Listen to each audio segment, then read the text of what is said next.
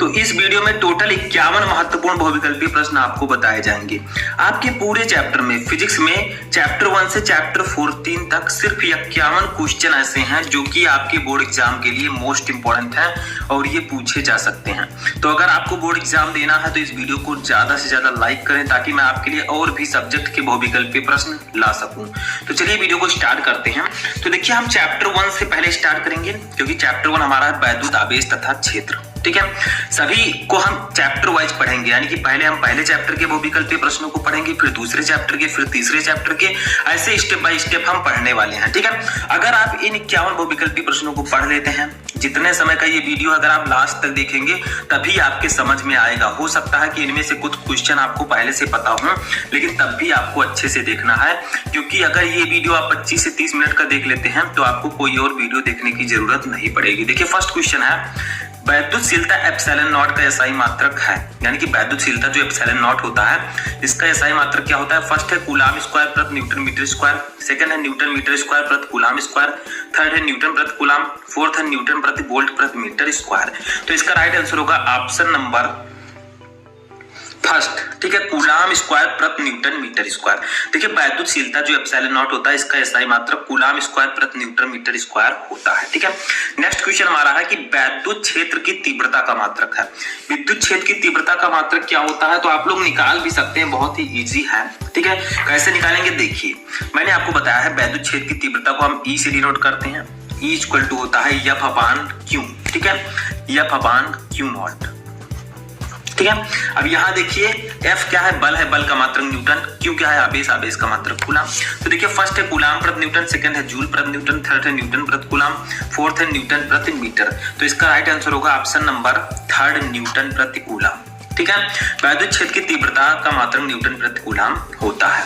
Next question हमारा है कि विद्युत फ्लक्स का मात्रक है। विद्युत फ्लक्स का मात्रक क्या होता है। फर्स्ट है न्यूटन प्रति कूलाम, सेकंड है वोल्ट मीटर, थर्ड है वोल्ट प्रति मीटर, फोर्थ है न्यूटन मीटर प्रति कूलाम। तो इसका राइट आंसर होगा option number second, volt meter. ठीक है, विद्युत फ्लक्स का मात्रक वोल्ट मीटर होता है, तो सेकंड वाला ऑप्शन आपका सही होगा। चलिए नेक्स्ट क्वेश्चन देखते हैं। तो नेक्स्ट क्वेश्चन हमारा है कि वैद्युत क्षेत्र ई वेक्टर में पी वेक्टर आघूर्ण वाले द्विध्रुव पर लगने वाला बल आघूर्ण होगा, यानी कि वैद्युत क्षेत्र ई वेक्टर में पी वेक्टर आघूर्ण वाले द्विध्रुव पर लगने वाला बल आघूर्ण क्या होगा। सही फॉर्मूला कौन सा होगा। फर्स्ट है P vector dot E vector, second है P vector cross E vector, third है शून्य, फोर्थ है E vector cross P vector. तो इसका राइट आंसर होगा option number second, P vector cross E vector. ठीक है, ये आपका होगा बल आघूर्ण का फॉर्मूला। नेक्स्ट क्वेश्चन हमारा इस चैप्टर से है, 0 केल्विन ताप पर शुद्ध अर्धचालक है, यानी कि अगर शुद्ध अर्धचालक का ताप 0 केल्विन हो तो वो किस प्रकार व्यवहार करेगा। फर्स्ट है चालक, सेकंड है प्रतिरोधक, थर्ड है शक्ति स्रोत, फोर्थ है विद्युत रोधी। तो देखिए 0 केल्विन ताप पर शुद्ध अर्धचालक जो है वो विद्युत रोधी की भांति कार्य करेगा, तो फोर्थ ऑप्शन सही होगा। तो यहाँ पर 5 क्वेश्चन जो मैंने बताए ये आपके फर्स्ट चैप्टर से थे। अब हम देखेंगे अपने सेकंड चैप्टर के बहुविकल्पीय प्रश्न, ऐसे हम step by step chapter wise देखते हुए चलेंगे। देखिए हमारा नेक्स्ट क्वेश्चन है कि वैद्युत विभव का मात्रक है। नेक्स्ट चैप्टर हमारा स्थिर वैद्युत विभव तथा धारिता। ठीक है, तो फर्स्ट क्वेश्चन वैद्युत विभव का मात्रक क्या होता है। फर्स्ट है जूल प्रति कूलाम, सेकंड है जूल गुणे कूलाम, थर्ड है कूलाम प्रति जूल, फोर्थ है न्यूटन प्रति कूलाम। तो देखिए विद्युत विभव का फॉर्मूला मैंने आपको बताया था, V equal to W upon Q। अब W है वर्क यानी कि कार्य, कार्य का मात्रक जूल, Q है आवेश, आवेश का मात्रक कूलाम। तो इसका राइट आंसर होगा जूल प्रति कूलाम, यानी कि फर्स्ट ऑप्शन आपका सही होगा। ठीक है, तो ये वैद्युत विभव का मात्रक होगा। नेक्स्ट क्वेश्चन हमारा है कि निम्नलिखित में से धारिता का मात्रक कौन सा है। बताइए इनमें से धारिता का मात्रक कौन सा है। तो धारिता का फॉर्मूला मैं आपको ऑलरेडी बता चुका हूँ। धारिता को हम C से डिनोट करते हैं, C equal to Q upon V, जहाँ Q है आवेश, आवेश का मात्रक कूलाम, B है विभवांतर, विभवांतर का मात्रक वोल्ट। तो देखिए निम्नलिखित में से धारिता का मात्रक कौन सा है। फर्स्ट है कूलाम, सेकंड है एम्पियर, थर्ड है वोल्ट और फोर्थ है कूलाम प्रति वोल्ट। तो इसका राइट आंसर होगा कूलाम प्रति वोल्ट। ठीक है, नेक्स्ट क्वेश्चन हमारा है कि वायु में रखे 2 धनावेशों के मध्य परावैद्युत पदार्थ रख देने पर इनके बीच प्रतिकर्षण बल का मान, यानी कि वायु में 2 धनावेशों के मध्य अगर हम परावैद्युत पदार्थ रख दें तो इनके बीच प्रतिकर्षण का मान में कौन सा परिवर्तन होगा। फर्स्ट है बढ़ जाएगा, सेकंड है घट जाएगा, थर्ड है वही रहेगा, फोर्थ है शून्य। तो इसका राइट आंसर होगा ऑप्शन नंबर सेकंड, घट जाएगा। ठीक है, वायु में रखे 2 धनावेशों के मध्य परावैद्युत पदार्थ रख देने पर इनके बीच प्रतिकर्षण बल का मान घट जाएगा। ठीक है, तो सेकंड ऑप्शन सही होगा। चलिए नेक्स्ट क्वेश्चन देखते हैं। अब देखिए 9 नंबर क्वेश्चन है कि 100 माइक्रोफैरड धारिता वाले संधारित्र को 10 वोल्ट तक आवेशित करने पर उसमें संचित ऊर्जा होगी। यानी कि 100 माइक्रोफैरड धारिता वाला संधारित्र है, अगर उसे हम 10 वोल्ट तक आवेशित करें तो उसमें संचित ऊर्जा क्या होगी। फर्स्ट है 5 × 10⁻³ जूल, सेकंड है 0.5 × 10⁻³ जूल, थर्ड है 0.5 जूल, फोर्थ है 5 जूल।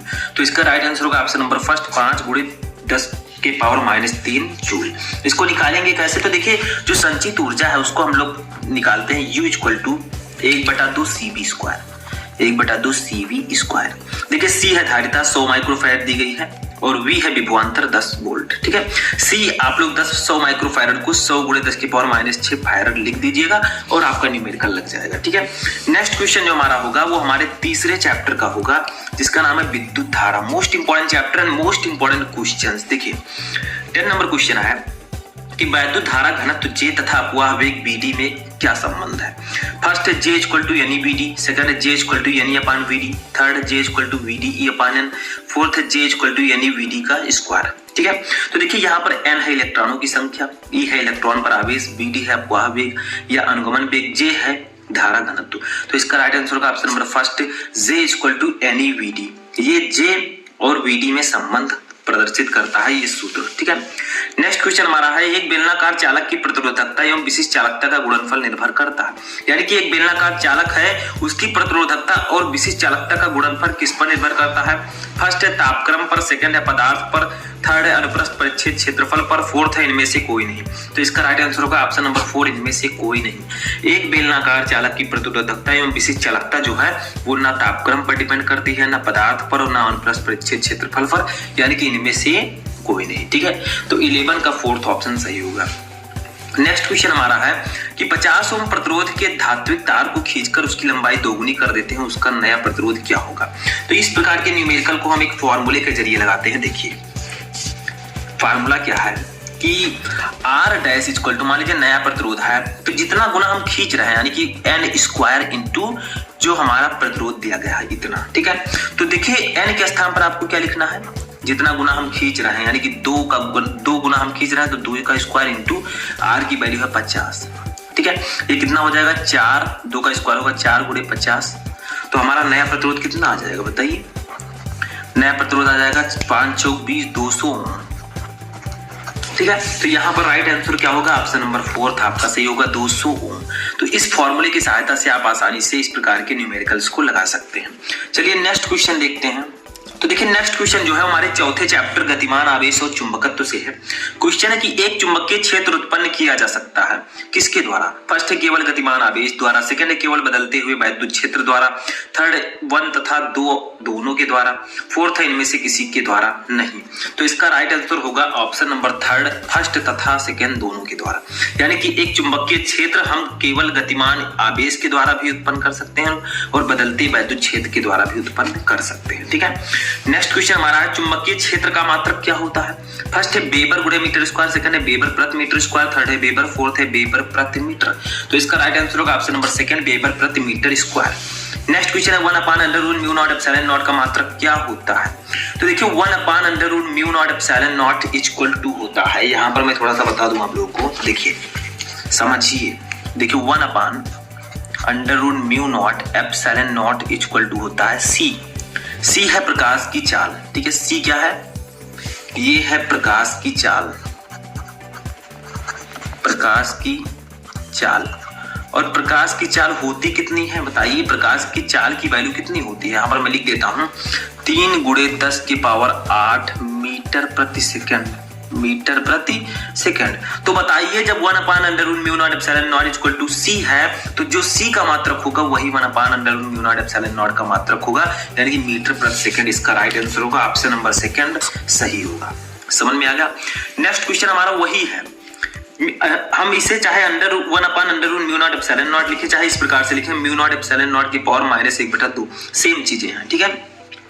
तो बताइए μ0ε0 की पावर -1/2 का मान कितना होगा। तो अभी मैंने आपको बताया प्रकाश की चाल कितनी होती है, क्योंकि इसकी वैल्यू प्रकाश की चाल के बराबर होती है। तो प्रकाश की चाल होती है 3 × 10⁸ मीटर प्रति सेकंड। तो ये ऑप्शन आपका सही होगा। वैसे ऑप्शन तो बहुत है, 3 × 10⁸ सेंटीमीटर प्रति सेकंड। अब बहुत सारे स्टूडेंट जान नहीं पाएंगे, जल्दबाजी में सेंटीमीटर वाला मार देंगे, लेकिन ऐसा आपको नहीं करना है, ठीक है। इसीलिए तो मैं आपका प्रैक्टिस करवाता रहता हूँ। थर्ड है 3 × 10⁹ मीटर प्रति सेकंड। फोर्थ है 3 × 10⁸ किलोमीटर प्रति सेकंड। तो आपको ये ध्यान देना है कि मीटर है, सेंटीमीटर है, किलोमीटर है। वैसे आपको टिक नहीं मारना है, ध्यान से टिक मारना है, ठीक है। नेक्स्ट क्वेश्चन देखते हैं। देखिए नेक्स्ट क्वेश्चन जो हमारा है वो है चुंबकत्व एवं द्रव्य चैप्टर, हमारे 5वें चैप्टर का। क्वेश्चन क्या है कि पृथ्वी के चुंबकीय ध्रुवों पर नति कोण का मान कितना होता है। फर्स्ट है 45 डिग्री, सेकंड है 30 डिग्री, थर्ड है 0, फोर्थ है 90 डिग्री। तो इसका राइट आंसर होगा ऑप्शन नंबर 4 90 डिग्री। पृथ्वी के चुंबकीय ध्रुवों पर नति कोण का मान 90 डिग्री होता है। नेक्स्ट क्वेश्चन हमारा है कि चुंबकीय आमोत्तर तथा भौगोलिक आमोत्तर के बीच के कोण को क्या कहते हैं। मैंने आपको बताया था दिक्पात कोण, तो ऑप्शन नंबर 2 सही होगा, ठीक है। नेक्स्ट क्वेश्चन है चुंबकीय आघूर्ण का मात्रक क्या है। फर्स्ट है न्यूटन प्रति एम्पीयर मीटर, सेकंड है एम्पीयर मीटर स्क्वायर, थर्ड है वेबर प्रति मीटर स्क्वायर, फोर्थ है हेनरी। तो इसका राइट आंसर होगा option number 2 ampere metre square. ये चुंबकीय आघूर्ण का मात्रक होता है। नेक्स्ट क्वेश्चन जो हमारा है हमारे 6 चैप्टर से है वैद्युत चुंबकीय प्रेरण। देखिए क्वेश्चन है कि लेंज का नियम किसके संरक्षण के अनुरूप उत्पन्न होता है। यानी कि लेंज का नियम जो है वो किसके संरक्षण के नियम के अनुरूप उत्पन्न होता है। फर्स्ट है आवेश, सेकंड है संवेग, थर्ड है ऊर्जा, फोर्थ है द्रव्यमान। तो इसका राइट आंसर होगा ऑप्शन नंबर 3 ऊर्जा। लेंज का नियम जो है वो ऊर्जा संरक्षण नियम के अनुरूप उत्पन्न होता है। चलिए नेक्स्ट क्वेश्चन देखते हैं। नेक्स्ट क्वेश्चन हमारा है कि हेनरी प्रति मीटर मात्रक है किसका। फर्स्ट है वैद्युशीलता का, सेकंड है चुंबकशीलता का, थर्ड है परावैद्युतांक का, फोर्थ है स्वाप्रेरकत्व का। तो इसका राइट आंसर होगा ऑप्शन नंबर 2 चुंबकशीलता का। हेनरी प्रति सेकंड जो है वो चुंबकशीलता का मात्रक है। नेक्स्ट क्वेश्चन हमारा L/R की विमा होगी जहां L प्रेरकत्व है तथा R प्रतिरोध है। तो L/R की विमा कितनी होगी।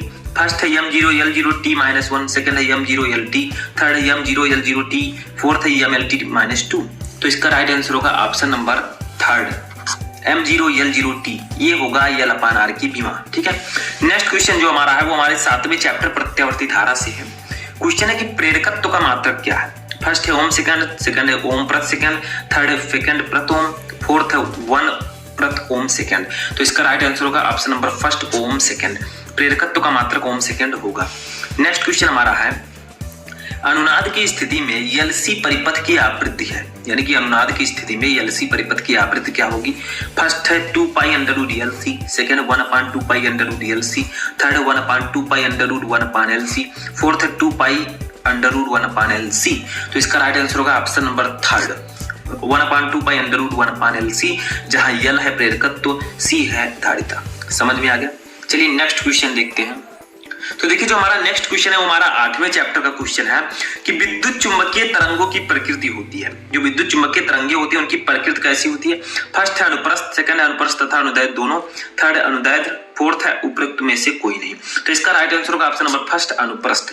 विद्युत चुंबकीय तरंगे जो होती है वो अनुप्रस्थ प्रकृति की होती है, ठीक है। नेक्स्ट क्वेश्चन हमारा है कि निम्नलिखित में से कौन विद्युत चुंबकीय तरंगे नहीं है। इनमें से कौन सी तरंग है जो विद्युत चुंबकीय तरंग नहीं है। फर्स्ट है गामा किरणें, सेकंड है एक्स किरणें, थर्ड है अवरक्त किरणें, फोर्थ है बीटा किरणें। तो इसका राइट आंसर होगा ऑप्शन नंबर 4 बीटा किरणें। बीटा किरणें जो होती हैं वो विद्युत चुंबकीय तरंगे नहीं होती। नेक्स्ट क्वेश्चन है सबसे अधिक आवृत्ति की तरंग है। सबसे अधिक आवृत्ति वाली तरंग कौन सी है। फर्स्ट है पराबैंगनी तरंगे, सेकंड है गामा तरंगे, फोर्थ है दृश्य प्रकाश तरंगे, फोर्थ है रेडियो तरंगे।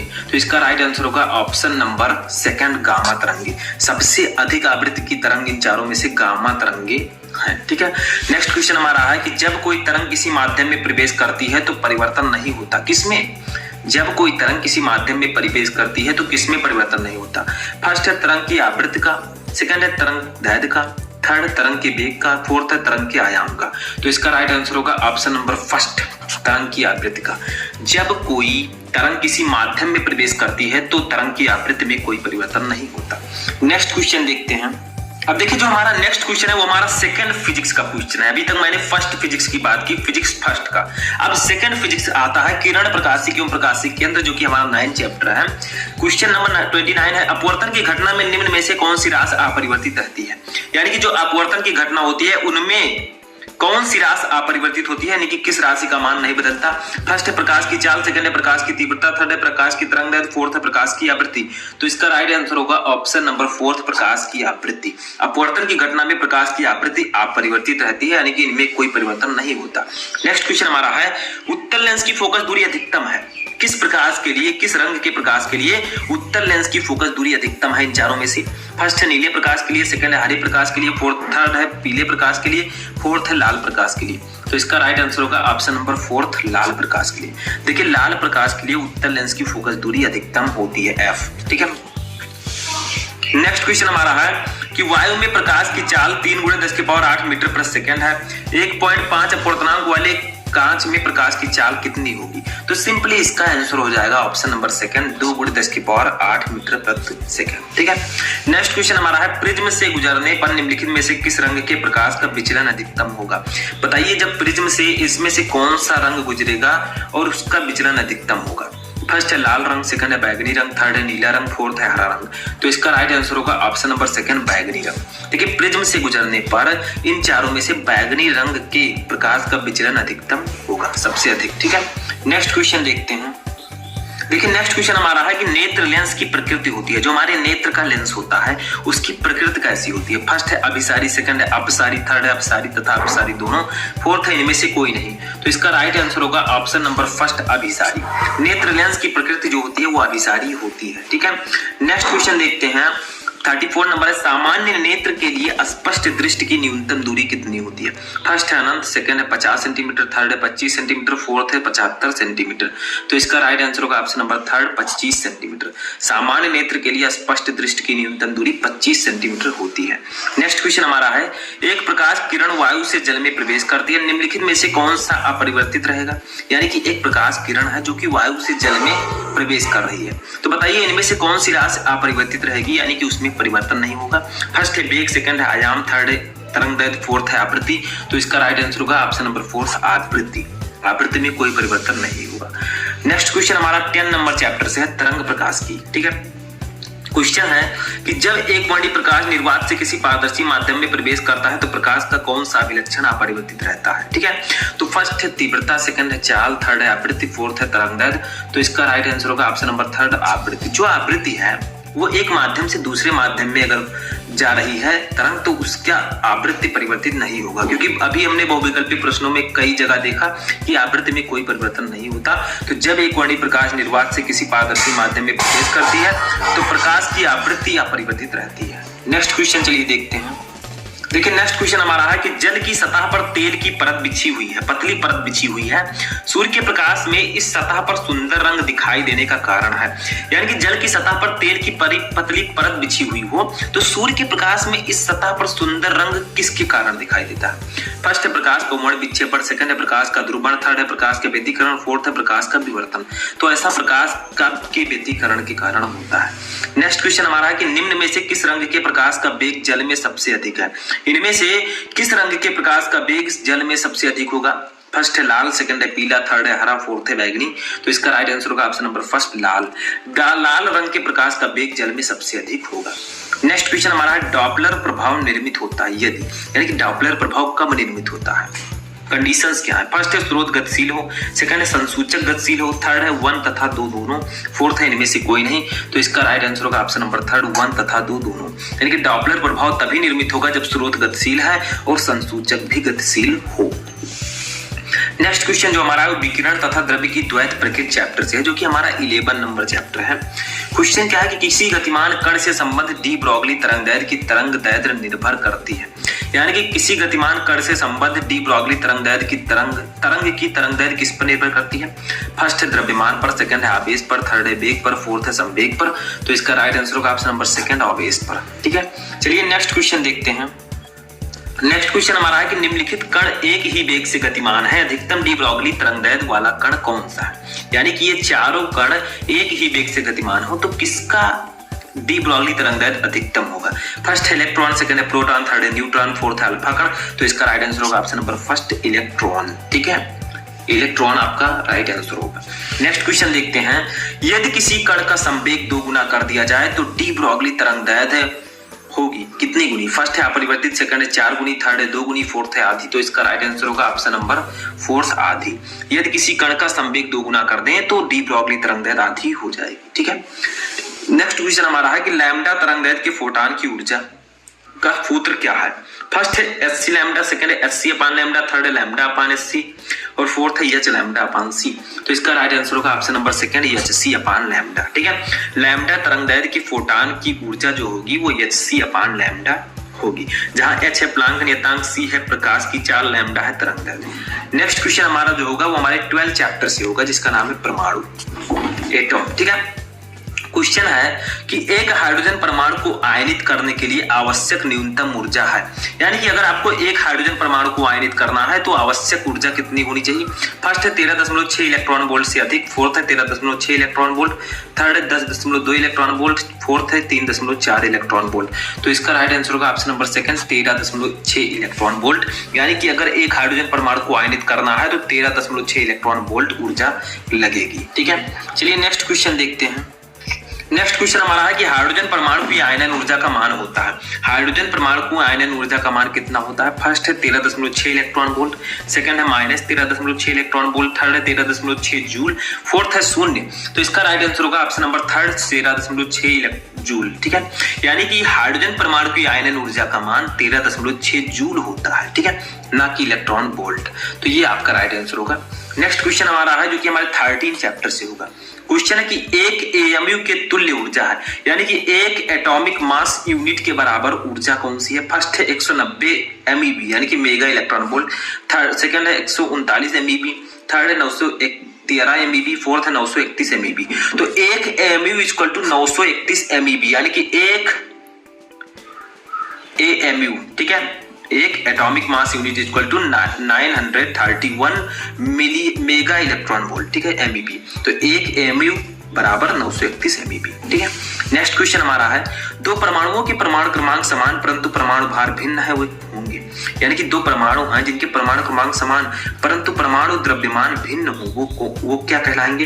फर्स्ट है समस्थानिक, सेकंड है समभारिक, थर्ड है समन्यूट्रॉनिक, फोर्थ है इनमें से कोई नहीं। तो इसका राइट आंसर होगा ऑप्शन नंबर फर्स्ट समस्थानिक। ठीक है, दो परमाणुओं के परमाणु क्रमांक समान परंतु परमाणु भार भिन्न हो तो वो समस्थानिक कहलाएंगे।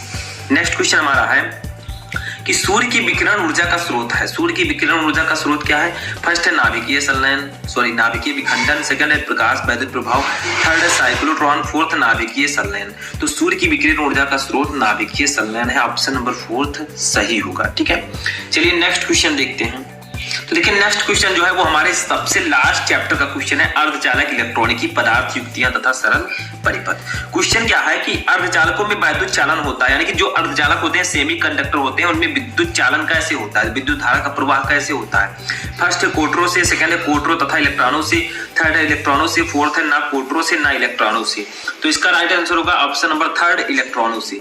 अर्धचालकों में वैद्युत चालन अर्ध इलेक्ट्रॉनों के द्वारा होता है। ठीक है, तो थर्ड ऑप्शन सही होगा। नेक्स्ट क्वेश्चन है 0 केल्विन ताप पर शुद्ध अर्धचालक है। ये शायद मैं आपको पहले भी बता चुका हूँ, ये है विद्युत रोधी। तो ऑप्शन नंबर फोर्थ सही होगा। ठीक है, लास्ट क्वेश्चन हमारा है 51 नंबर, पीएन संधि डायोड के अवक्षय परत में होते हैं। यानी कि पीएन संधि डायोड के जो अवक्षय परत होते हैं उनमें क्या होते हैं?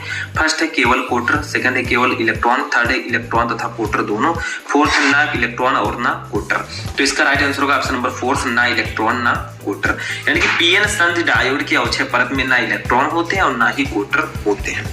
तो यहाँ पर मैंने आपको top 51 most important objective question को बताया फिजिक्स के। ठीक है, अब आप लोग कमेंट बॉक्स में एक चीज बताइए कि इन 51 क्वेश्चन में से कितने क्वेश्चन आपको पहले से पता थे, और इस वीडियो को ज्यादा से ज्यादा लाइक करें, अपने दोस्तों के साथ शेयर करें, क्योंकि ये बहुविकल्पीय प्रश्न आपके बोर्ड एग्जाम के लिए बहुत ही इंपॉर्टेंट है। और अगर आप चाहते हैं कि